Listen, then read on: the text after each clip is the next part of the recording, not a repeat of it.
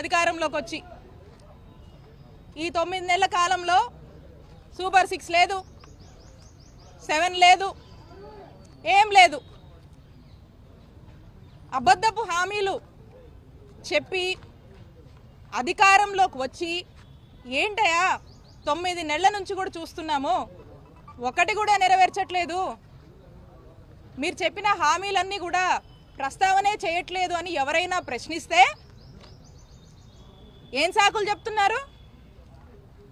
ఇదంతా వాళ్ళు ఈరోజు అధికారంలో ఉండి కూడా చేయకపోవడానికి కారణం, చేయలేకపోతున్నందుకు కారణం మా నాయకుడు జగన్మోహన్ రెడ్డి గారని సాకులు చెప్తూ కాలయాపన చేస్తున్నటువంటి విషయం మీ అందరికీ తెలుసు. అలాగే ఇది ఏంటి అని ప్రశ్నిస్తే ఏ విధంగా అక్రమ కేసులు కట్టి అక్రమ అరెస్టులు చేసి ఏ విధంగా జైలు పాలు చేస్తున్నారో మనం చూస్తున్నాం. ఈరోజు మా చిలకలూరుపేట నియోజకవర్గానికి సంబంధించినటువంటి YSR Congress party social media activist అయినటువంటి దళిత ముద్దుబిడ్డ మా రాకేష్ని ఏ విధంగా అక్రమ కేసులు పెట్టి జైలుకి ఈడ్చారు అనేది మీరు చూస్తూ ఉన్నారు. దాని గురించి నేను వివరంగా చెప్తా. రాకేష్ని వారి కుటుంబ సభ్యులతో పాటు మా నియోజకవర్గ సభ్యులందరూ కూడా ఈ రోజున పరామర్శించడానికి రావడం జరిగింది. రాకేష్కి ధైర్యం కూడా చెప్పడం జరిగింది. ఒక్కసారి మనం ఏ విధంగా కూటమి ప్రభుత్వం వచ్చాక చక్కటి అందమైన కట్టుకథల్ని ఏ విధంగా అల్లి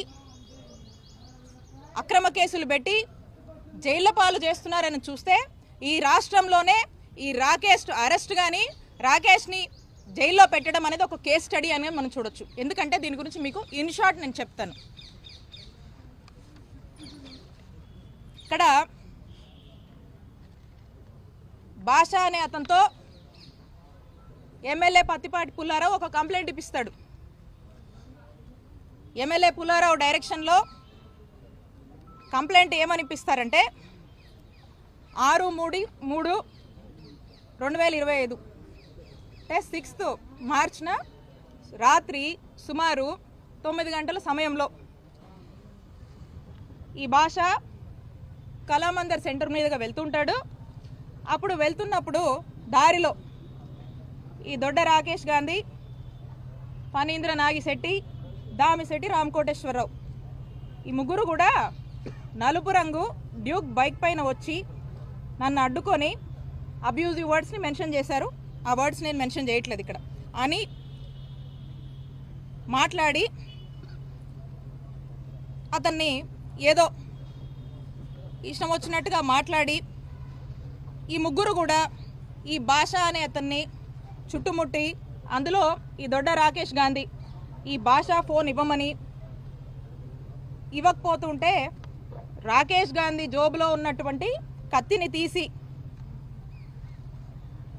ఆ కత్తి మడతపెట్టి తీసి అలాగే ఇతనితో పాటు ఉన్నటువంటి రాకేష్తో ఉన్నటువంటి ఫణీంద్ర అలాగే దామిశెట్టి కోటేశ్వర వీళ్ళు కూడా చిన్నపాటి కర్రలు పట్టుకొని ఉండి ఈ భాష మీద అతని సెల్ ఫోన్ ఇవ్వమని, ఇవ్వకపోతే అతను గొంతు మీద కత్తి పెట్టి డీప్గా థ్రెటన్ చేసి అతన్ని చంపుతానని ఆ మాదిరిగా మాటలు మాట్లాడి బెదిరించి ఈ భాష జోబ్లో ఉన్నటువంటి ఐటెల్ బ్లూ కలర్ ఫోన్ చెప్పాడు. దీని ఐఎంఈ నంబర్స్, ఫోన్ నంబర్స్ ఇందులో ఇచ్చాడు. ఇక ఈ ఫోన్ని రాకేష్ గాంధీ తీసుకున్నాడని ఈ ముగ్గురు కూడా రాకేష్ గాంధీ, ఫణీంద్ర, ఈ కోటేశ్వరు ఈ ముగ్గురు కూడా ఈ భాషని అబ్యూజివ్గా ఇష్టం వచ్చినట్టు బెదిరించి తనని చంపే ప్రయత్నం చేశారని, దాంట్లో భాగంగా అటుగా ఆ పక్క నుంచి వస్తున్నటువంటి పిల్లికోటి, పఠాన్ సమదు, మధుమాల రవి వీళ్ళంతా ఈ జవాజీ బుచ్చిబాబు వీళ్ళంతా కూడా అక్కడి నుంచి చూసి అక్కడి నుండి వాళ్ళు పరారైనట్టుగా ఈ కథంతా అల్లారు. నేను అడుగుతా ఉన్నా పోలీసుల్ని, ఈ కేసు కట్టినటువంటి సిఐని, ఇదంతా నిజమా? ఇదంతా నిజమా అని నేను సిఐని అడుగుతా ఉన్నాను. అంటే ఈ మధ్యకాలం మనం చూస్తూ ఉన్నాము ఏమనంటే BNS 111 సెక్షన్ ఆర్గనైజ్డ్ క్రైమ్ కింద సోషల్ మీడియా వాళ్ళ మీద కేసులు పెడితే కోర్టు వీళ్ళ మీద చివాట్లు చివాట్లు పెడుతుంది వీళ్ళకి. అందుకని ఇక ఇదైతే కోర్టు ఒప్పుకోవట్లేదు కాబట్టి బెయిలబుల్ సెక్షన్స్ అయితే పెడితే కష్టము, నాన్ బెయిలబుల్ సెక్షన్స్ పెట్టాలని 308 కట్టాడు ఈ సిఐ. ఈ 308 అంటే ఏంటంటే ఎక్స్టార్షన్కి సంబంధించి, అంటే డీప్గా థ్రెటన్ చేసి భయప్రాంతులకు గురి చేసి అని చెప్పి దాదాపుగా హత్య యత్నం చేశాడన్నట్టుగా ఇదైతే నాన్ బెయిలబుల్. ఈ సెక్షన్లు పెడితే రాకేష్ని ఫిక్స్ చేయొచ్చు అనేటువంటి ఒక ఉద్దేశంతో ఈ సెక్షన్లు పెట్టడానికి అల్లినటువంటి అందమైన కట్టుకథ ఇది. అయితే దీంట్లో వాస్తవాలు చూస్తే, వాస్తవాల్లోకి మనం కనుక వెళ్తే 9 గంటలకి కళామందిర్ సెంటర్ చిలుకలూరుపేటలో ఇది జరిగింది అని చెప్పి ఈ కట్టుకథ అల్లారు. దీనికి సాక్షాత్తం ఆధారాలు ఉన్నాయి. ఏమనంటే ఈ 9 గంటలకి ఇక్కడ చూడండి, ఈ 9 గంటలకి రాకేష్ అనే వ్యక్తి విజువల్స్, ఇతను గుంటూరు ఇంట్లో ఉన్నాడు. 9 గంటలకి ఇగో సీసీ ఫుటేజ్లో టైమింగ్ కూడా ఉంది చూడండి. 9 గంటలకి గుంటూరులో ఉన్నాడు. 9 గంటలకు గుంటూరులో ఉన్నటువంటి సాక్ష్యాధారాలు ఇవి.